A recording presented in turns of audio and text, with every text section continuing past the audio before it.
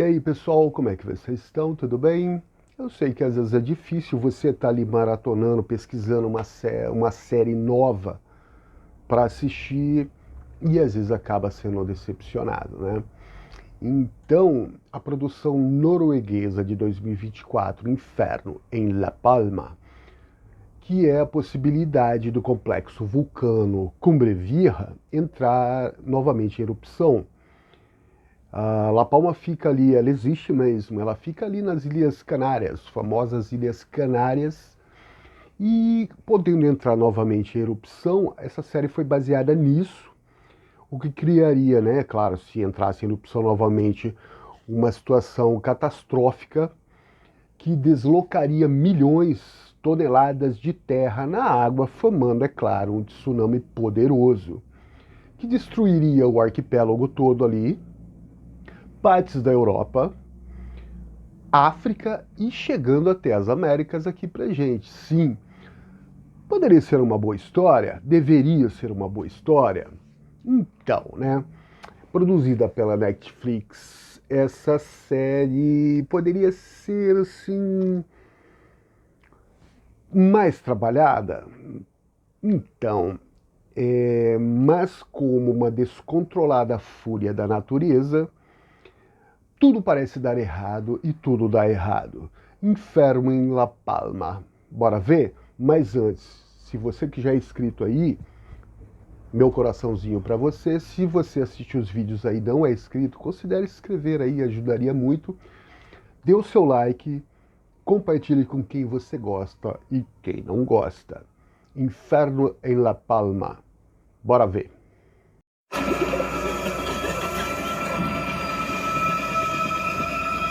Temos que ir agora! É, então a gente, a partir daí, tem um monte de clichês. A gente acompanha uma família norueguesa chegando lá em La Palma, né? Um complexo assim para as pessoas se divertirem, esquecerem seus problemas, onde vai dar tudo certo. Sim, eles chegam lá para aproveitar as férias e ao olhar para essa família mais de perto, a gente percebe que ela não é aquela família doriana, né? A gente vê a mãe, uma milf ali, uma norueguesa atraente, que parece depender do marido ali, parece financeiramente principalmente, porque emocionalmente ela parece que não tem o mesmo nível de sentimento que o marido Frederick. A atriz é feita, então, a Jennifer, feita pela Christian Bardal. E o Frederick, o marido, é feito pelo ator Anders Bachmus, que tem aquela desconfiança da mulher. Então, o que, que ele faz como qualquer macho inseguro? Ele vai lá e enche a cara, fica tomando todas, como assim? A gente tem aquela tendência de assim, ó, eu venci na vida, então o que eu vou ficar fazendo? Eu vou lá para uma praia, ficar deitado numa rede, bebendo. Então, tem esse imaginário, né? Até hoje, que férias, que coisa que o cara se dá bem na vida fazendo isso. Bom, eu penso ao contrário, mas tá lá, ele tá tomando umas, enquanto cuida do filho, que não é filho dele, tecnicamente falando, claro, porque é um relacionamento não deu certo, né? Teve esses dois filhos, e aí ela tá com o Frederick agora, a Jennifer. Então, tá lá, dependendo financeiramente dele, embora não sinta o que ele sente por ela, já é um drama meio assim, né? Um dramalhão mexicano. Bom, tem o filho Tobias, que é autista, e ele tá ali entre tomando umas e outras, ele olha pro filho, até acontecer uma situação em que ele pede, fica agoniante ali, né, o menino. Temos a Sarah, que é a filha um pouco mais aborrecente, onde ela começa a perceber que a sexualidade dela não segue aquela norma, o padrão social que, segundo as normas sociais, deveriam ser. Ou seja, ela está se sentindo atraída por garotas e, inconvenientemente, ela encontra uma garotinha ali que ela, claro, vai se apaixonar porque ela é mais rebelde que ela e forma aquele ideal, né? E então escondendo a sexualidade dos pais, porque não sabe o que vai acontecer, o medo natural, né? E no outro núcleo a gente tem uma cientista, né, temos a Marie. Olha só o nome dessa atriz, Thea Sophie Loch Ness. Loch Ness, será que ela é parente do monstro lá da Escócia? Bom, a Marie, então, é doutora em hidrologia, né? E tá lá com o amigo dela fazendo uma checagem ali nas cavernas para ver como é que está a situação, e eles percebem por dados científicos que a coisa então vai ficar meio complicada. Aí o clichê em cima de clichê, aquela tentando o diretor criar tensão, aquela catástrofe que está prestes a acontecer, e ela fala com os superiores, que fica naquela ali, não sei se a gente dá um alerta ou não, sabe, não faz sentido, são dados científicos, mas tudo bem. E enquanto a Marie lida com seu irmão, digamos assim, um pouquinho problemático, afinal eles dois perderam os pais de forma trágica. Haja drama.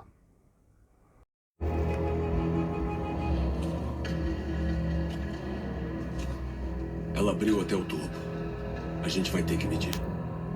Bom, o que incomoda então é que todo o drama, toda aquela coisa que poderia de repente ser cortada um pouco ali. Eu não sei como é que foi a situação do diretor, o tanto de liberdade que ele teve, mas aquela coisa do drama do casal, o autismo do menino, inclusive, eu acho que o menino é o personagem mais legal que tem, o filho autista, o filho especial.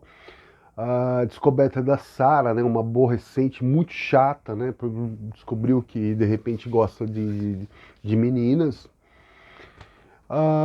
Os dados científicos, a iminente catástrofe, sabe aquele clima que você está indo para uma catástrofe, que você começa a perceber que vai. Não existe, parece, isso é muito fútil. Tudo é tratado, tudo é abordado de uma maneira muito simplória e sem nenhuma preocupação com alguma complexidade, pelo menos um assunto, sei lá, como um complexo vulcânico. Então os temas são abordados, tanto o drama quanto a parte que poderia ser legal, instigante ali, com uma superficialidade incrível. Talvez porque a série, por exemplo, lida em pouquíssimo tempo, né? Com o espaço, o tempo. Afinal, ela tem que ficar ali. São 4 episódios, né? O diretor talvez poderia ter feito um filme, né? Seria mais interessante, um filme de 1 hora e meia, umas 2 horas, assim, dava para resolver bem isso. E é irritante até em alguns momentos. A gente tem que ficar aguentando esses dramas insossos, né, com seus personagens fracos. Que nem eu falei, a gente não sente empatia nenhuma por eles, a não ser o menino autista, o menino especial. Ele é o único que a gente fala, caramba, não, eu tenho que sobreviver. Tanto que quando ele some da piscina, dá uma agonia, né? Enquanto a gente fica ali, vendo esse drama mexicano ali, né? Esperando por algo grandioso, enganando o nosso cérebro, calma, vai chegar, vai ficar legal, uma coisa grandiosa, fantástica, como, por exemplo, um tsunami, depende, tem alguns filmes aí de catástrofe, né, que você vê a cena ali, você fala, uau, legal, valeu a pena esperar o drama, né? Quando é o drama legal, que você sente aquela empatia pelos personagens. Não sei se é porque eles são noruegueses, né? O pessoal ali é muito frio, mas os espanhóis não, os espanhóis são muito calientes. Então, sei lá, não sei, pode ser. Ficamos, é claro, então, você está ali assistindo, perdendo seu tempo precioso, assistindo ali a Netflix, e pelo desfecho, né, que acaba decepcionando por ser muito breve, puff, e muito fraco.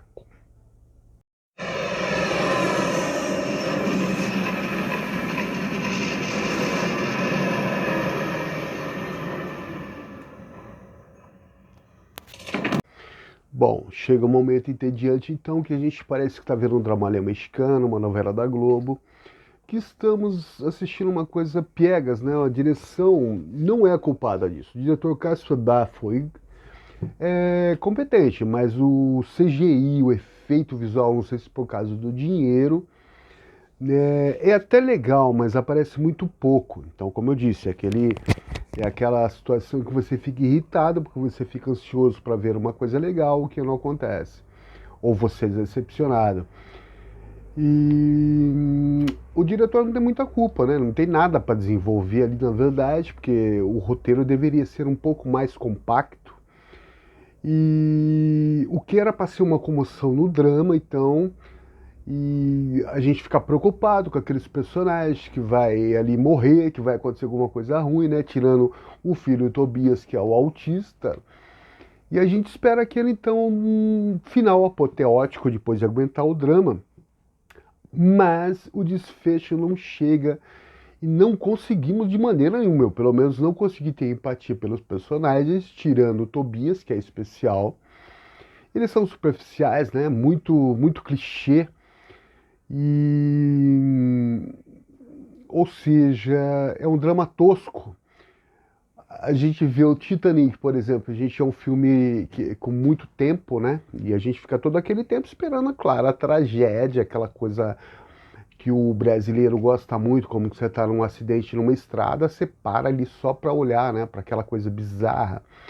Então a gente fica meio decepcionado, né? Porque deveríamos ter menos drama, são 4 episódios, e mais catástrofe.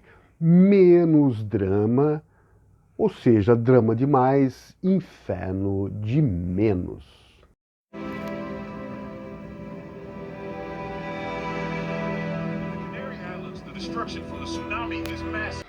Bom, então a gente percebe ali que essa série não deveria todo esse tempo, né?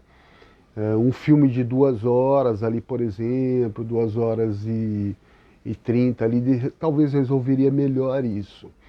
Aí então essa série de só 4 episódios, então fica meio difuso, a gente fica esperando o drama ali acontecer, a gente não tem comoção pelos personagens, a gente não tem simpatia por eles, a não ser o Tobias, e se vai acontecer, fala, olha, a gente não está perdendo ninguém legal aí. Bom, os espanhóis, isso na real, os espanhóis ficaram muito putos, cara. Ô, hermanos espanhóis, me gusta muito el país, muito. Bom, ficaram inconformados, porque quando você assiste a série, dá aquela impressão de que os espanhóis são incompetentes, cara. São os caras ali que não sabem o que estão fazendo. E como a produção norueguesa, né? Então os noruegueses parecem ali os caras mais assim, falam, não, peraí, não é bem assim. E o que acontece, né? É claro que os espanhóis estão certos, porque a série, a gente vê que é totalmente ao contrário. Os caras tentam fazer a coisa certa ali, vai acontecer alguma coisa ali, vai dar errado. E os caras, tipo, não, tudo bem. E fica aquela coisa assim, claro, os espanhóis com toda certeza estão muito revoltados. E também uma curiosidade, essa série, ela ficou entre as top 10 da plataforma da Netflix, desbancando a Ayrton Senna, desbancando a série do Senna, que eu acho ótima, né? E então a gente resume então a isso, nos momentos de destruição, né, que a gente espera ali, fica todos esses episódios aí achando que vai acontecer alguma coisa apoteótica, né? A coisa se resume então a um CGI muito básico, aquela coisinha bem feitinho, mas, pô, mano, eu fiquei ali os 3 episódios praticamente esperando que no quarto a coisa bem ia acontecer. A gente vê o tsunami é aquela onda, oh, não, cara, a gente não vê ali um interestelar, né? Sabe que é aquela coisa, aquela onda de 300 metros, que a gente olha e fala, esquece, acabou. A gente vê uma marolinha, uma ondinha ali, bem fuleirinho, chegando perto. O pessoal ali consegue escapar de barco tranquilo, né, para depois se juntar. Então é uma situação absurda. Tem uma parte em que a menina lá, aborrecente, ela entra no avião com o amor da vida dela, né, que é uma garota mais chata que ela, e de repente está ali na pista, aquela coisa toda, e vem aquela água, inunda tudo. A gente fica um tempo ali falando, morreu, coitadinha, né? E aí, não, ninguém morreu, tá tudo bem, tá tudo tranquilo, né? E é uma falha grotesca, né? Uma coisa assim que, por mais que você não tenha o dinheiro na produção, pô, dava para resolver isso daí. Então, é um tsunami de clichês. Eu não me preocupei em dar spoilers assim, porque olha, cara, eu espero que você não vai assistir depois disso. Não é nada contra, mas assim, você vê, eu me senti enganado. Parecia uma série promissora, e né, pelo roteiro, aquela coisa toda. Poderia ser muito mais trabalhada, mais interessante. Então é um tsunami de clichês. Sim, isso é. E se temos aqueles filmes catástrofes bem mais competentes, essa série é uma série catastrófica. Inferno, inferno é você assistir essa série. Pessoal, obrigado. Não deixe de dar o seu like aí, vai ajudar bastante o canal. Se você quer, às vezes, tem uma coisa a mais sobrando ali e quer contribuir para o canal com o Pix, está no final aí. Valeu, obrigado e até a próxima. E hasta la vista, baby!